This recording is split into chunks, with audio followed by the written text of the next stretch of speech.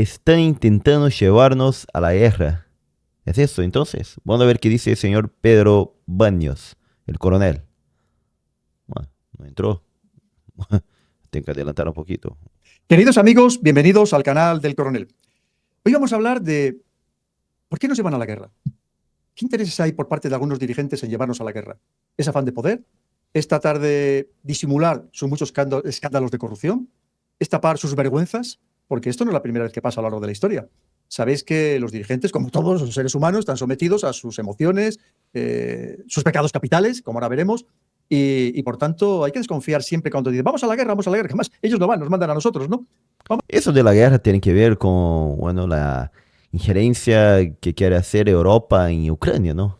Que, bueno, Estados Unidos está, ahora ayuda, intenta abandonar a Ucrania, entonces tiene que ver con todo eso. Vamos a ver muy brevemente algunos de los motivos por los que nos han llevado muchas veces los dirigentes a la guerra. Ah, mira, un Son histórico de todo. textos que he extraído de mi primer libro, de Así se domina el mundo, que me vais a permitir que lo lea, porque creo que son muy interesantes para comprender, haciendo comentarios, para comprender un poco, a lo mejor, qué hay detrás de estas ansias de algunos dirigentes europeos, muchos de ellos con una popularidad muy baja, con grandes escándalos de corrupción a su alrededor, cuando no ellos mismos, con una gran oposición política. Y ya sabéis que es que nada mejor que ir a una guerra, ¿no?, para aglutinar a las poblaciones. Pues vamos allá.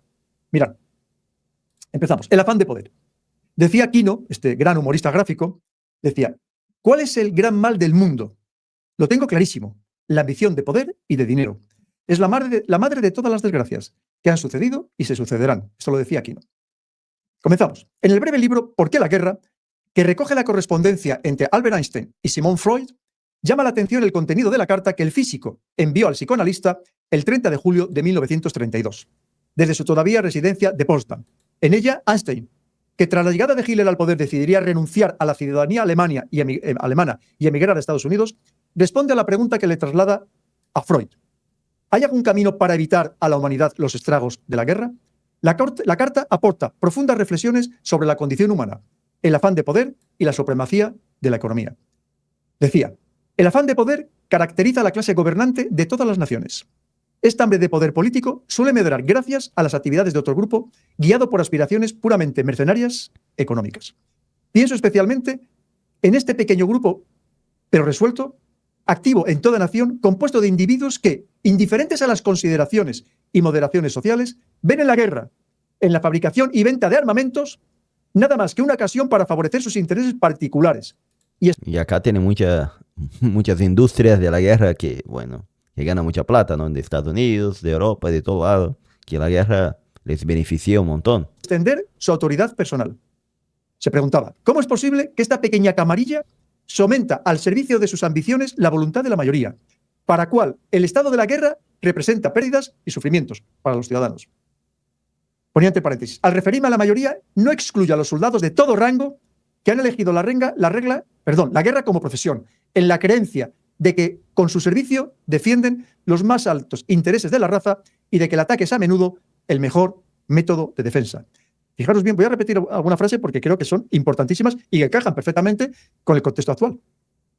Decía, pienso especialmente en este pequeño pero resuelto grupo, activo en toda nación, compuesto de individuos que, indiferentes a las consideraciones y moderaciones sociales, ven en la guerra, en la fabricación y venta de armamentos, nada menos que una ocasión para favorecer sus intereses particulares y extender su autoridad personal. Mira. Vamos, parece que lo acabo de decir hace una hora, ¿verdad? Encaja perfectamente, como os decía.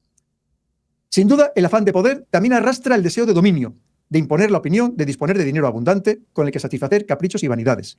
Sin olvidar el sexo. Esto también nos cuenta que lo encajamos con lo que pasa ahora, ¿verdad? Fijaros bien, cuántos escándalos hay.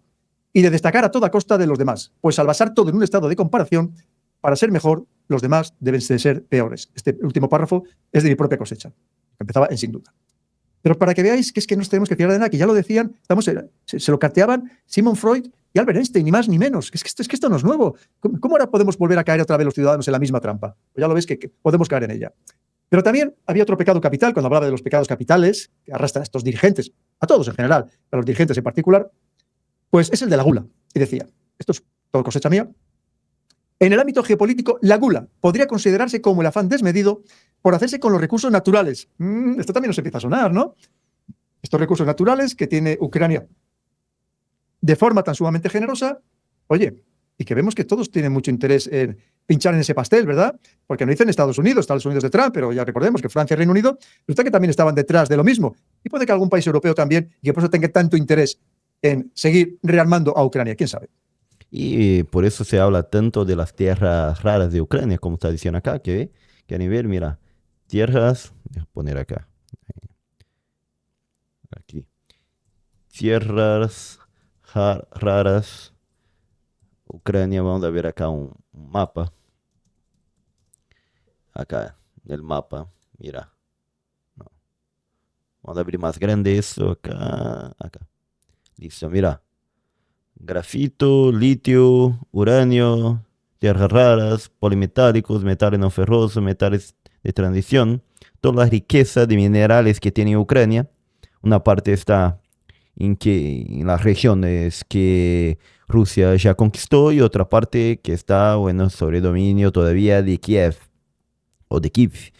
Pero bueno, les interesa a todo el mundo tener un poco de eso. Por eso Trump también quiere, por eso Rusia ya tiene ocupado una parte también, que es la región industrial de Ucrania, todo eso.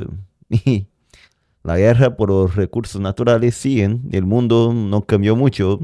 Muchos de nosotros pensábamos que había cambiado en los fines de los 90, inicio de los 2000, pero ya vemos que no cambió mucha cosa. La gente quiere lo mismo.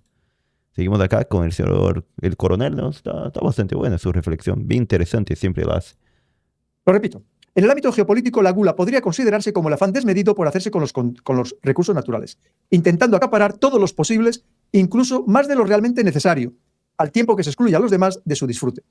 Así sucede en el caso de la apetencia mostrada por algunos de los principales dirigentes del mundo hacia una de las principales reservas de biodiversidad y recursos naturales del planeta, la Amazonía, lo que es visto con extrema precaución por los brasileños.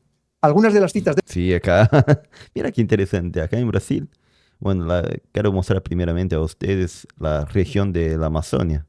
Entonces acá, bueno, lo que se llama en Brasil Amazonia legal, que es, bueno, todas las regiones que hace parte, que tiene la floresta amazónica, sería prácticamente eso, acá.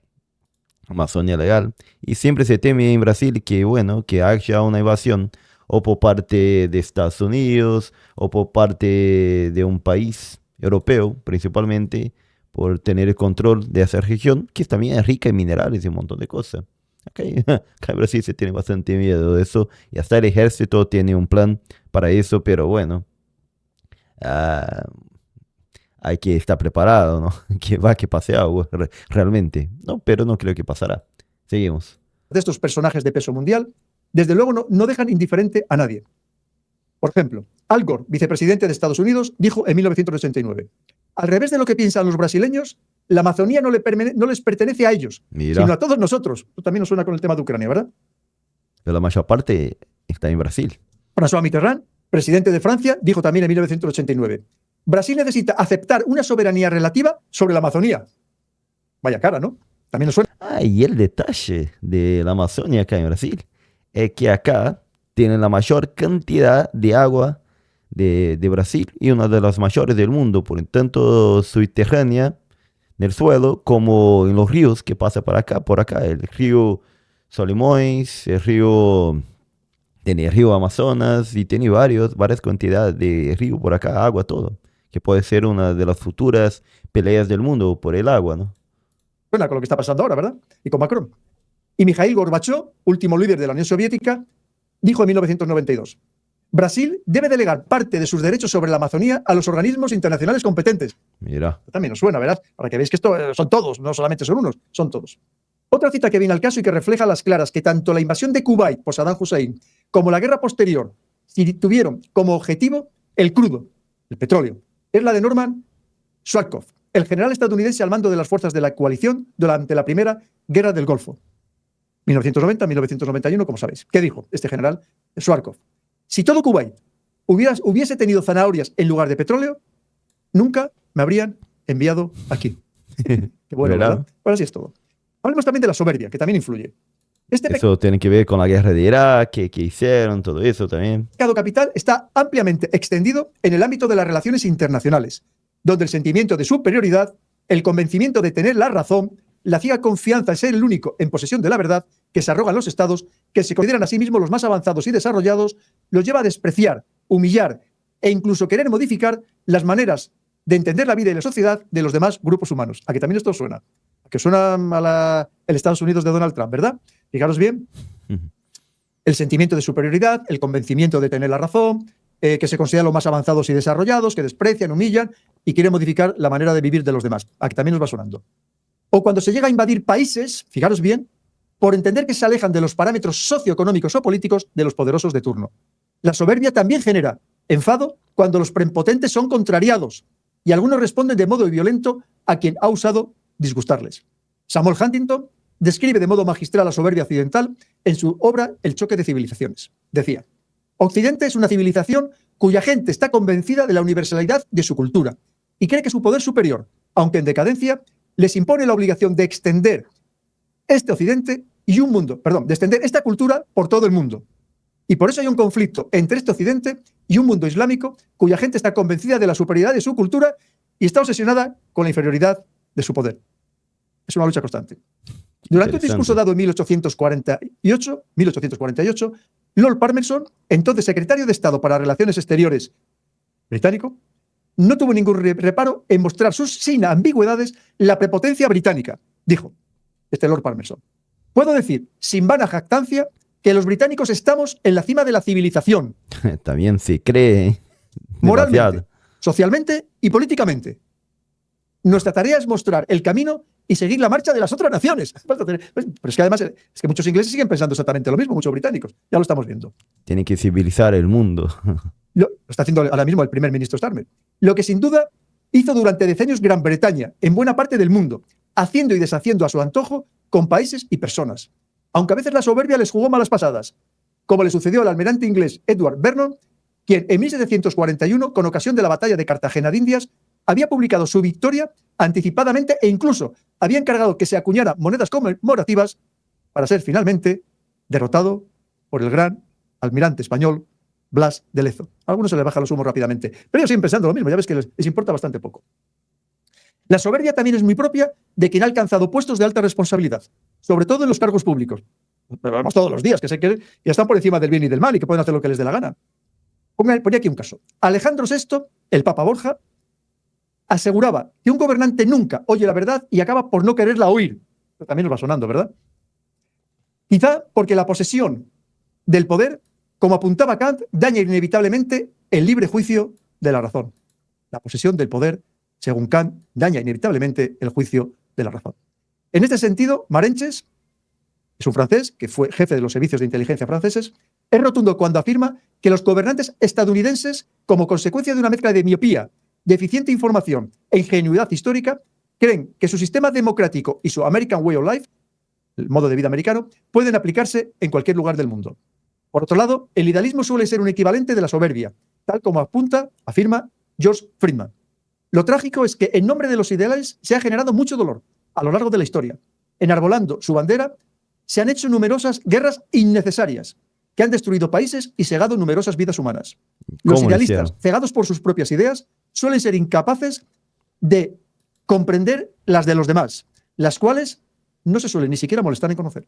Según el filósofo Georges Sorel, durante el terror en Francia, 1793-1794, el periodo más represivo y violento de la Revolución Francesa, los hombres que más sangre hicieron correr fueron aquellos que tenían el más vivo deseo de que sus semejantes llegasen a gozar de la Edad de Oro. Qué contradicción. Eran los más idealistas, ¿no? Para cambiar toda Francia y, bueno, llevar a muchas muertes, todo eso.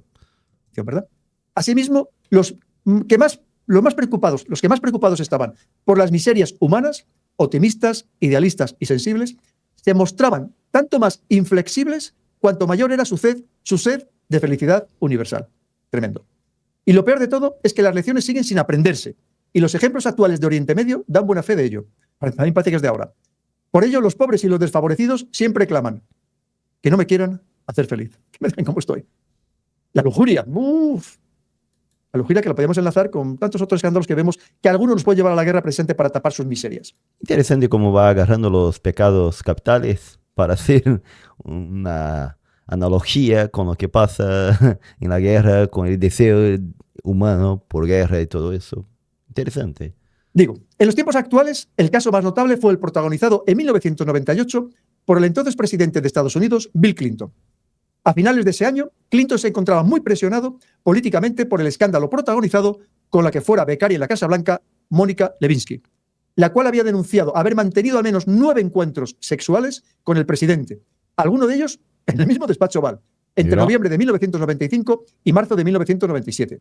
Justo cuando se estaba efectuando la votación en el Congreso del juicio político que podría haberle costado ser destituido de su cargo, a mediados de diciembre, Clinton ordenó el inicio de la operación Zorro del Desierto contra Irak, en represalia por la falta de cooperación de Saddam Hussein con los inspectores de Naciones Unidas por la eliminación de las armas para la la operación Zorro del Desierto contra Irak en represalia por la falta de cooperación de Saddam Hussein contra Irak en represalia, la operación Zorro del Desierto contra Irak en represalia por la falta de cooperación de Saddam Hussein con los inspectores de Naciones Unidas para la eliminación de las armas de destrucción masiva. Armas que después se supo que no existían prácticamente. Con la excusa de proteger intereses nacionales, ya sabéis, la seguridad nacional, intereses nacionales, eso que lo tapa todo, ese cajón desastre. La operación de bombardeo comenzó con el lanzamiento de más de 200 misiles contra instalaciones iraquíes y se prolongó durante 4 días. De esta forma, Clinton consiguió que se suspendiera la votación, siendo finalmente exonerado de los cargos. Esta estratagema ya había sido empleada por Bill Clinton pocos meses antes, pues apenas 3 días después de haber sido llamado a declarar ante un gran jurado por el Sex Gate, el 20 de agosto había lanzado la operación Alcance Infinito para bombardear presuntas bases terroristas en Afganistán y Sudán, teóricamente en venganza por los atentados perpetrados 2 semanas antes por terroristas afines a Al-Qaeda contra las embajadas estadounidenses de Nairobi y Dar es Salaam. Cosa que después Bush sí, va a hacer más intensamente. Va a invadir Afganistán y también va a decir que va a proteger la población con las armas biológicas que tiene Irak y todo, y va a invadir Irak. Queridos amigos, no nos fiemos de nada, porque lo que estamos hablando son, en general, líderes europeos que tienen muy poco de líderes. La mayoría, ya lo veis, con poco apoyo popular, muy poco apoyo popular en algunos casos, con una gran oposición política, una gran oposición social. Algunos no pueden salir casi de su pequeña burbuja. En cuanto salen a la calle de verdad, son permanentemente abucheados, gritados y vamos, y de todo, ¿verdad? Y luego, muchos de ellos rodeados de escándalos por todos los lados, incluso que les afectan a su familia directa, para que vamos a hablar, ¿verdad? Así que ojito con este tema, a ver si alguno, para tapar sus muchas vergüenzas, para intentar conseguir un apoyo, que es verdad que se consigue normalmente en tiempo de guerra, al que no le tiran al mar directamente, que también alguno ha pasado, a ver si alguno nos quiere llevar a la guerra por estos motivos. Así que una vez más, queridos amigos, estemos muy pendientes, muy despiertos, que la historia nos da muchas lecciones que tenemos que seguir aplicando hoy en nuestro propio beneficio. Recordar, solo el pueblo salva al pueblo. No esperemos nada de muchos dirigentes. Oye, que los hay muy buenos, por supuesto, pero lamentablemente ya sabéis que los mejores no son precisamente los que llegan a los puestos de mayor relevancia y de mayor responsabilidad, donde de verdad se toman las decisiones. Pues queridos amigos, una vez más, mantengamos la mente abierta, los ojos abiertos y muy pendientes para defendernos a nosotros mismos y defender, en el caso de España y en el caso de la hispanidad, nuestros propios intereses. Muchísimas gracias, queridos amigos. Interesante lo que dijo acá entonces Pedro Baños sobre qué hace que muchos nos llevan a la guerra, muchos líderes, ¿no? Acá pone la gente, ya está viendo dar, acción contra la guerra ya. Mi coronel, usted es auténtico guerrero, nosotros le llamamos a la guerra, ellos llaman negocios. Tanto usted como sus colaboradores deberían dar lecciones de educación, entre otras cosas.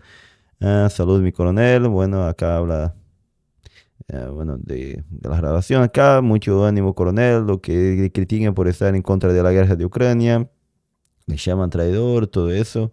Bueno, hay muchos intereses que llevan que haga la guerra, que la gente quiere llevar a la guerra. Una cosa es para defenderse, otra cosa es para ganar plata, ¿no? Entonces, que llevan muchos jóvenes a la muerte, porque principalmente van a los jóvenes a la guerra, y para más señores más viejos ganar mucha plata y quedar cada vez más rico. Bueno, ¿qué piensa usted de todo eso? Yo soy Santiago Brazuca de Sur de Brasil, y si quiere ver los videos por adelantado, hacete miembro del canal.